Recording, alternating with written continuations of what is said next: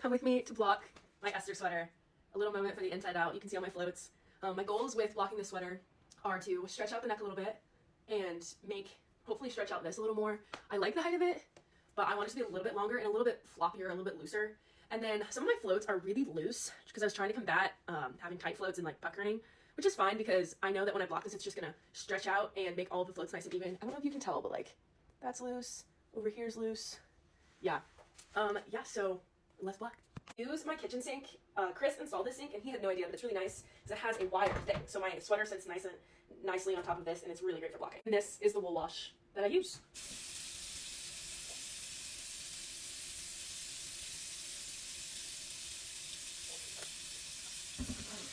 I'm using lukewarm water.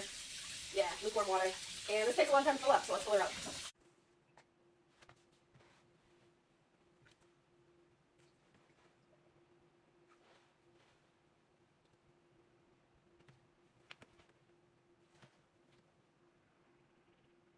Let's let her bathe for probably about 30 minutes. I really want the fibers to fully relax. So I do 30, maybe a little bit more, 30, 40 minutes.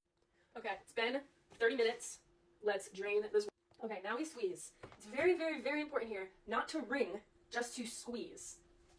And this is why the wire rack is so nice, because I can squeeze and the water will fall down instead of the water squeezing the water out and then it falling into the sink and then my sweater absorbing it right up. So I'm going to squeeze as much water as I can out of this without wringing.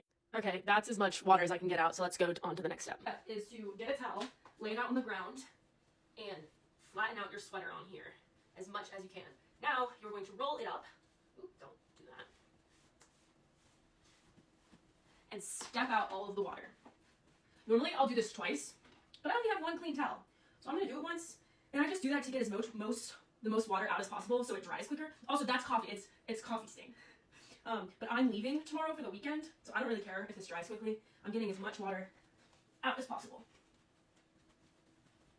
Yeah, let's see how she looks. Okay, we're now in our really ratchet gear room, which I'm sorry, Chris, it's messy. It won't be messy when you come home. Now I lay out the sweater, and this is where you can really manipulate it how you want it. So I'm going to stretch out my neckband and pin it down to dry there. My sleeves, I might pin on the shoulders just to really stretch out these floats and make them dry where I want. But I like the sleeve length, so I'm not going to mess with it. I might add some width by just stretching and pinning here. Same thing over here. And then I like the length. I'm just going to lay this flat to dry. I'm only pinning the areas that I want to manipulate.